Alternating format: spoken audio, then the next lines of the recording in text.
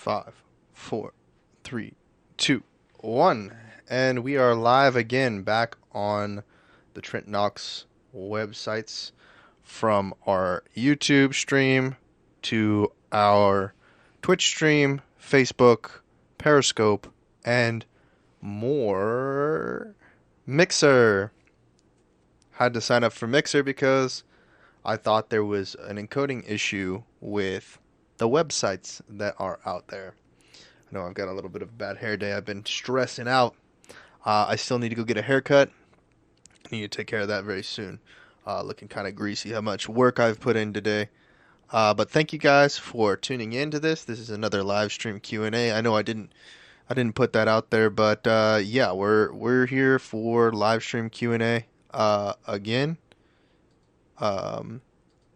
Just kind of testing out the features of what I have available to myself and the technology.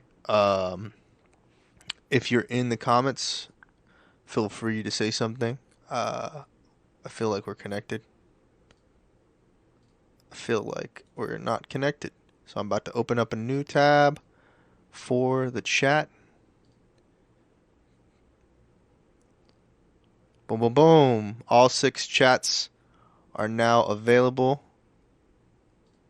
Shout out to the Facebook viewership, as always. I know the light's changing. Wow. Light's changing. But as you can tell, let me turn on a light.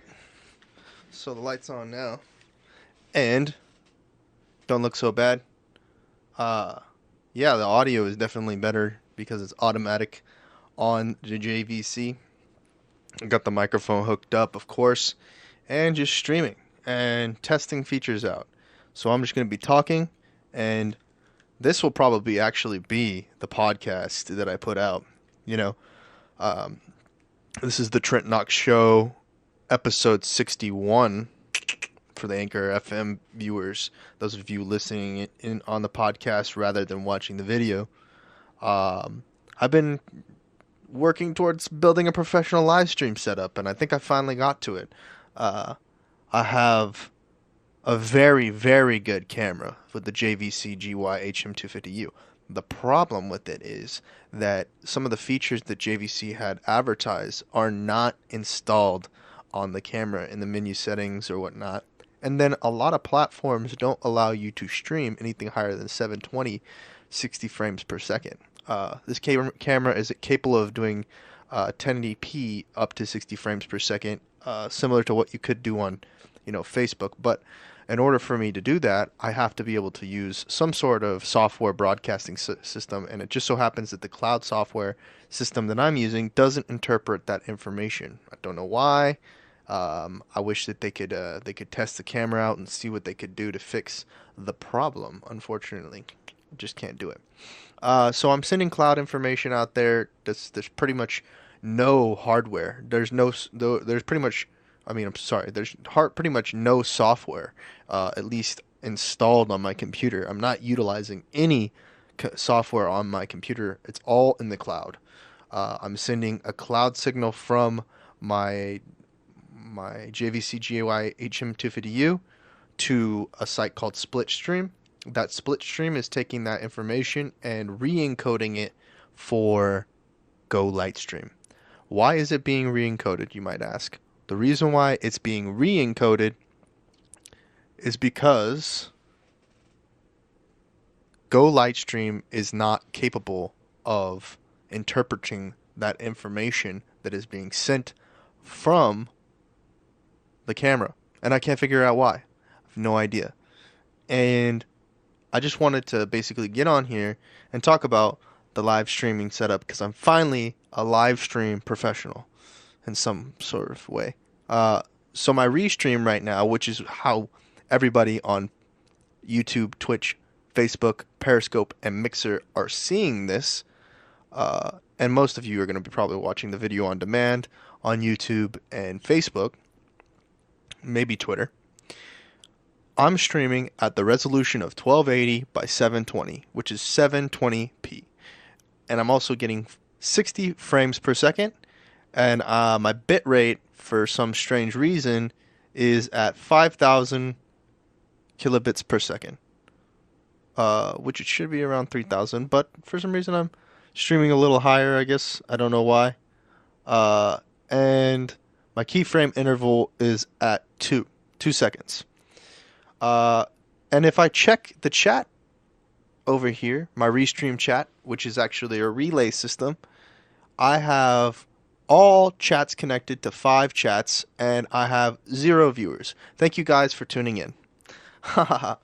That being said, for those of you watching the video on demand, thank you, and I really appreciate what you have going on in your lives. It's so important.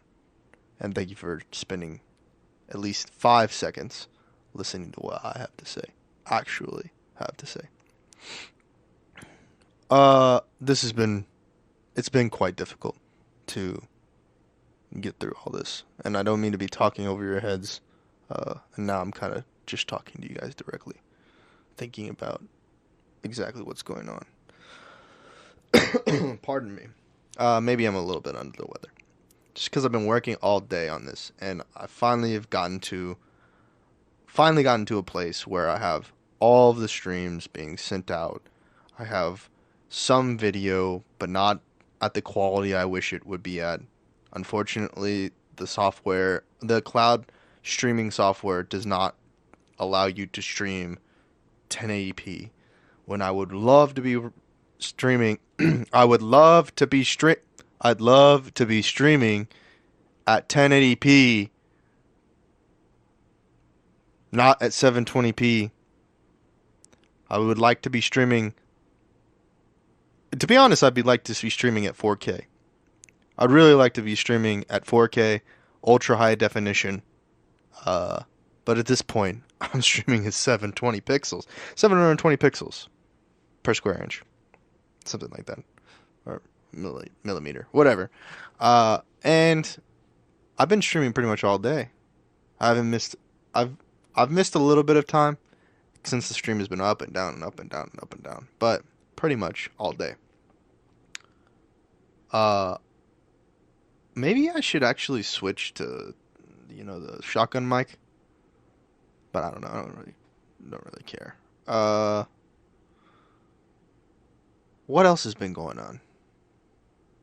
What else is interesting? I think I want to play some Apex. Alright, so for those of you who are tuning in from the podcast, let's go back and, talk about some stuff that's been going on in my life. So, my name's Trent Knox. I'm the host of the Trent Knox Show. And I've been doing the show for about 2 years now. Maybe less. Maybe a little bit less. 2017.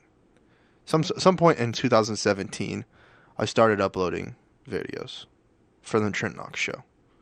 And before that, I was doing Austin Live and Local, and I still do Austin Live and Local from time to time. But primarily, the Trent Knox Show. And that podcast is, the description is the description. I don't know what it is right now off the top of my head, but it's kind of like a spontaneous audio show that you can derive from any direction. It really can come from anywhere. The reason why I started the show was because I was hanging out with someone named Brian Kern. Brian Kern is one of my good friends. We don't hang out as much anymore. We had a couple of disagreements, and we really didn't see eye to eye for a minute because we just were living two different lives. We are living two different directions. My direction and his direction. He had not necessarily directions. It's more like two different instances in life. The characteristics of his life are not vastly, but they are different than mine. He is doing something different. That's it. I'm struggling in life to find purpose. I'm struggling in life to determine what I'm gonna do with the rest of my life.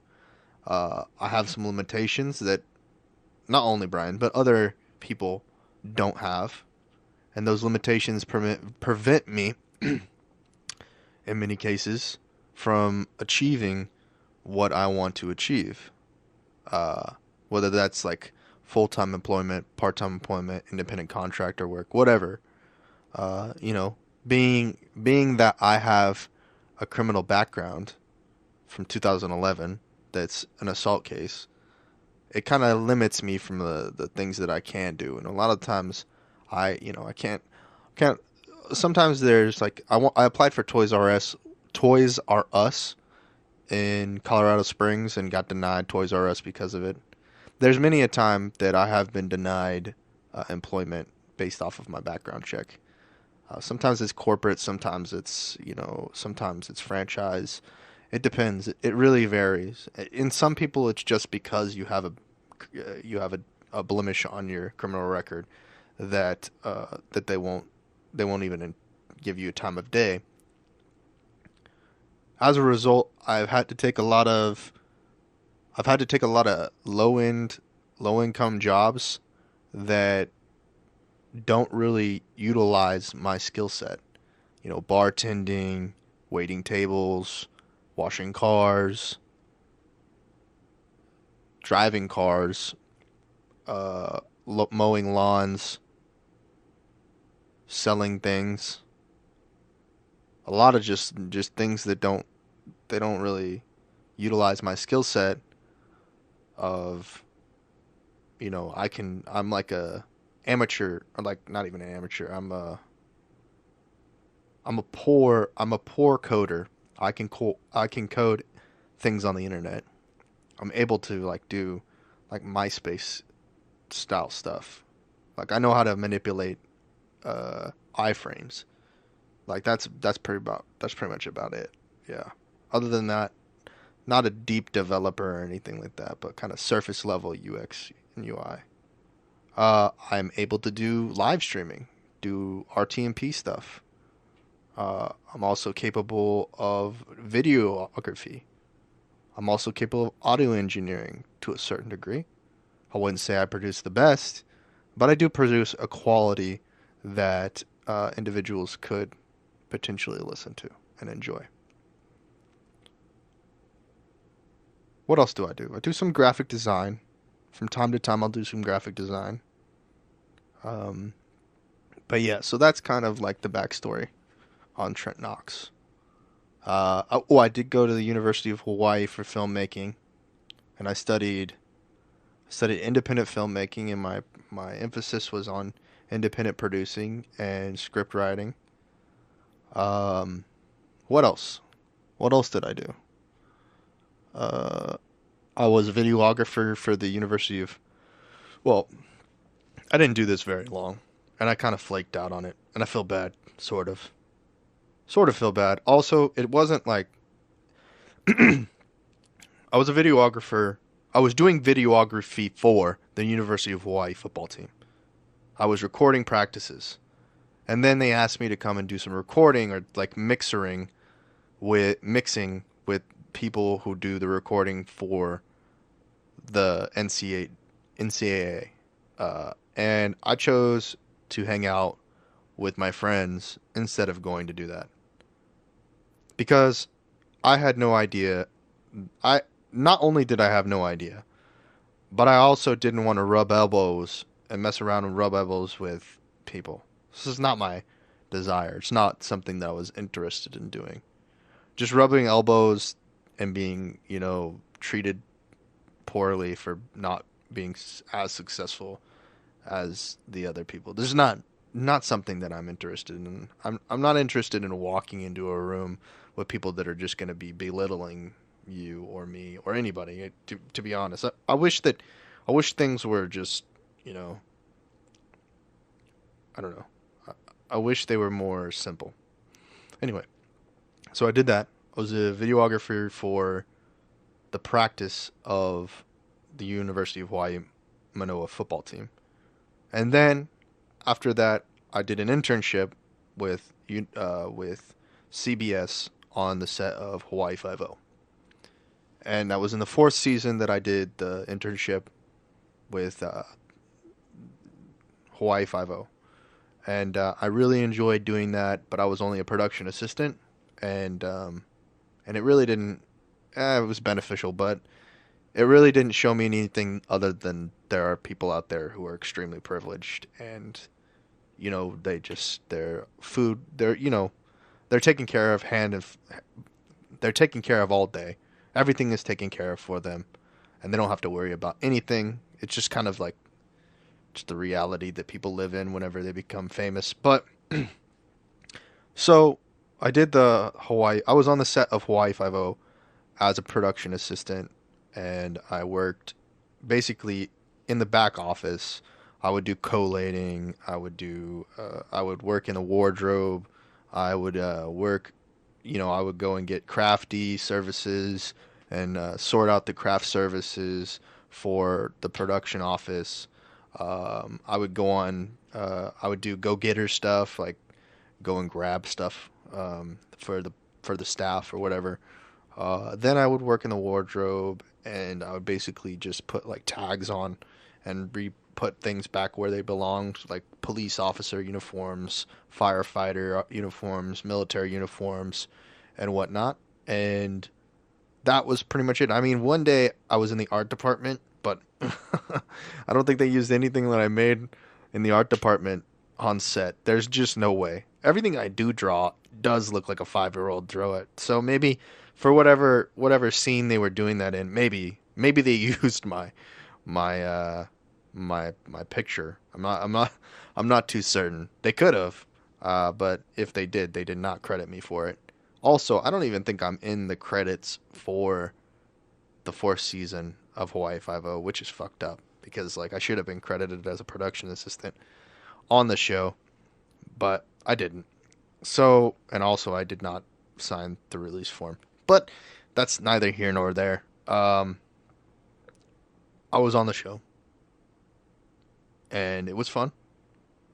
Then I think the next semester or the same semester, one of the semesters around that time frame, I was the gaffer on a student film in our third level of production called Hetero.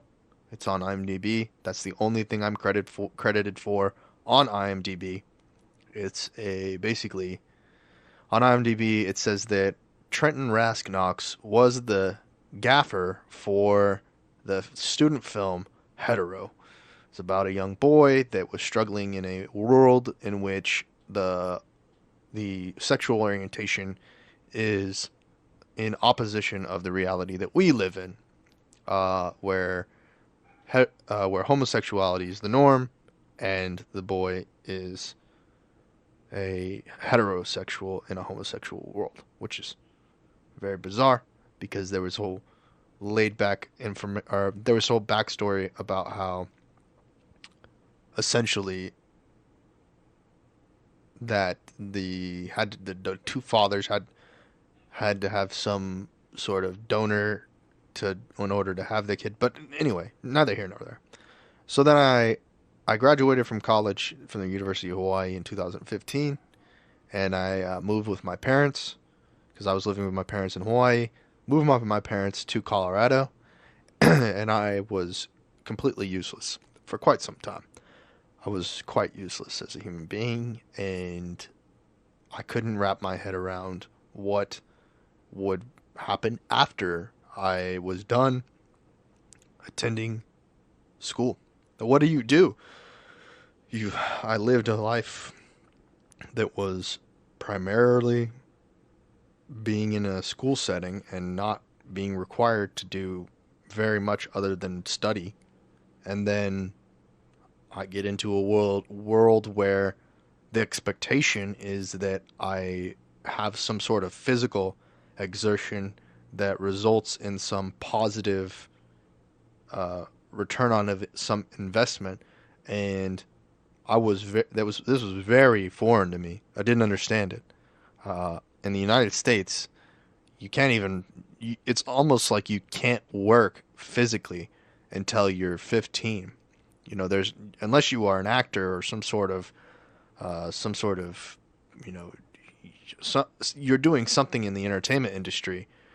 You don't know what work is until like physical exertion for cash until you're for an income until you're 15, in which you can start doing some manual labor, and then when you're 15 and you're doing manual labor, whether that's working in a gas station, working on the farm, or whatever your situation is, then you're obligated. No, not obligated. You have experience. You have work experience. And I mean, I'm not saying I didn't have work experience, but I didn't have any work experience you could put on a resume that was validated, and there was employment agencies that could validate that uh, employment. And it wasn't until I was like maybe 17 till I had that. No, 16 or maybe even 15. 16 for sure. No, 16 because when I was 16 in 2000 and whatever year that was, I was driving back and forth from my hometown to Austin to work at the House of Torment and be an actor at the House of Torment, the House of Torment is a haunted house that's actually under the 13th Floor group now, but used to be an independent haunted house, and no longer is. But I worked in a haunted house, and it was cool. It was fun. I really enjoyed it. I wasn't making any money. It was like $50 a night or something like that, but it was really bad, actually, really bad pay. I don't recommend it. I don't recommend it at all. Even though I'm still in the haunted house industry, like I still do horror industry stuff. I don't know why. I have no idea. I just do it because I don't know. I don't know why I do things in the horror industry. It does. It doesn't help me. It does not help me whatsoever. Horror industry is the worst industry to be in, to be honest. Well, I do it kind of because of my grandmother. I do kind of do it because of my grandmother. My grandmother is really infatuated with Halloween. And so my grandmother got me into the horror industry. She actually signed me up to do that job because she thought I'd enjoy it. But even though she did it because she knew that I was scared of haunted houses. I grew up very scared of haunted houses. I really hate haunted houses. I still hate haunted houses, to be honest. At this point, though, people are not that scary. I mean, murderers are still scary. Rapists are still scary. All that shit's still scary. But at the same time, people in costumes are not as scary as they used to be. I mean, there's somebody can scare me. That's absolutely certain. I mean, people can do a lot of things, and I'm not able to be scared. I am able to be scared. I'm still scared. I'm scared right now, but I don't know what for. Like, to be honest, that the fear of the unknown is actually the worst thing that hits me. The fear of the unknown is something that really, really, really, really gets to me. And I don't know why. Anyway, so I worked in the horror industry that's the first job that I had on paper. On paper, that's the first job I had. I actually didn't get paid for one thing that I did there. And I don't know why. I worked there for the blackout, which was like a special event, and I didn't get paid for that thing that I did there. It's fucked up, but whatever. So I did the horror industry thing. Then after that, I was selling knives, and that was selling kitchen cutlery is what I should say. I was selling kitchen cutlery, and that. It's a horrible situation too. Uh, then went to college. Okay, fast forward back to working in Colorado Springs. So in Colorado Springs, I worked. The first thing that I did when I was feeling really stagnant was I went for some reason to go to an autism awareness group because I just felt disconnected from society. Uh, and I didn't choose to do this. Like, I didn't choose to go to an autism awareness group. I was really just going along with what my parents were telling me to do. So they told me that, not even my parents, let me be more specific, that my mother was telling me to do. My mother was telling me to go to an autism awareness group, and she was the one who was connecting me with these social groups. I'd never had any social problems. I'd never, ever had social problems until I went to damn. No, I had social problems. I don't know why I'm saying that. I had social problems growing up. I did. I was, not the most popular kid in high school. Uh, I knew some people. That's about it. I didn't have 3,000 friends, or I didn't even have, the metrics online. I didn't have those metrics. And in person, I definitely didn't have those metrics. I had like maybe two or three friends that I would talk to, and it becomes struggle because like in person, like I guess I would talk to people, but then online or on my cell phone or whatever, whenever I would send messages and whatnot, that people did never connect. I never connected online. Like that was the struggle. I didn't understand what people were wanting or saying, and then in person, it was even worse. Just like it was a struggle. High school was a struggle. Elementary school, it just seemed like whatever, it was whatever. But then, whenever you start to needing to do things because there's an intention, uh, intentions get in the way of everything. But anyway, so I was struggling with being a social person or being even a part of society in 2015. And so I joined this autism awareness group, and one of the persons there, one of the leaders, the thought leaders, suggested that I go and I work. She was doing IT or information technology. Suggested I go work with this actors workshop, and I did one day there at the actors workshop, and it was great. It was great.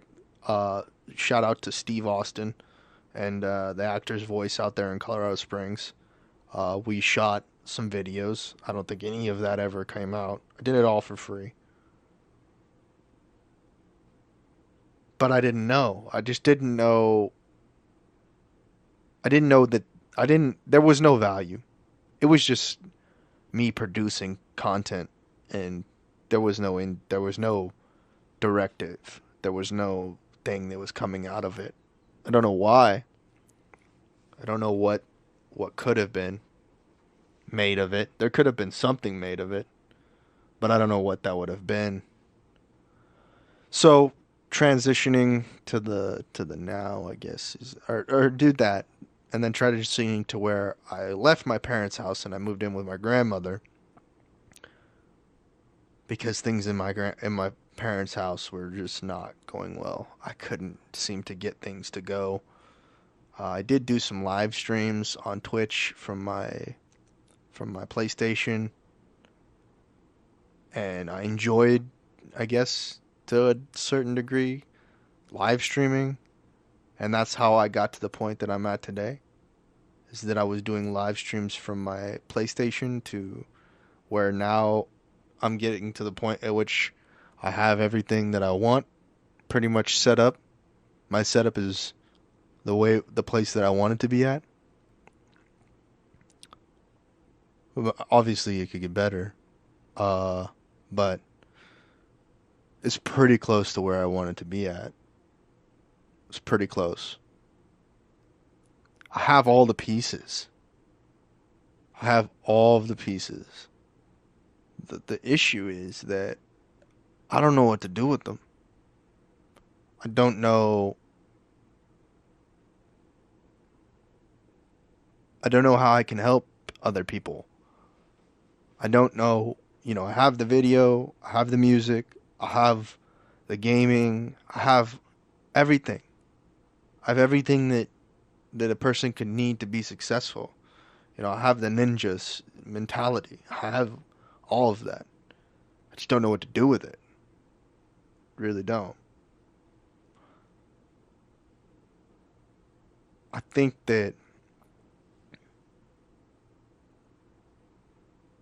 I need to spend a little bit more time thinking about this. Just, I really appreciate all of the help that I get from my parents, my family, my grandmother, everybody. I really appreciate everything. And I think that appreciation in many times actually is what limits me, is because I'm thankful and they're not reciprocating with the acknowledgement that I'm thankful. Or uh, minus the family thing. Like I'm grateful for anybody who watches my content. And I don't know if people understand that. Like, I'm really grateful. Like, I feel like that, or listens to my content. I feel like what I get from it is a validation. I feel like that is validation. I feel like that's more validating than, a diploma from a university or a high school or earning a reward, first place, second place, whatever in something. But at least someone feeling like they have heard what I have to say. So anyway, I finally kind of found a purpose. I mean, I kind of feel like I've gotten somewhere, and that the next step is to help other people.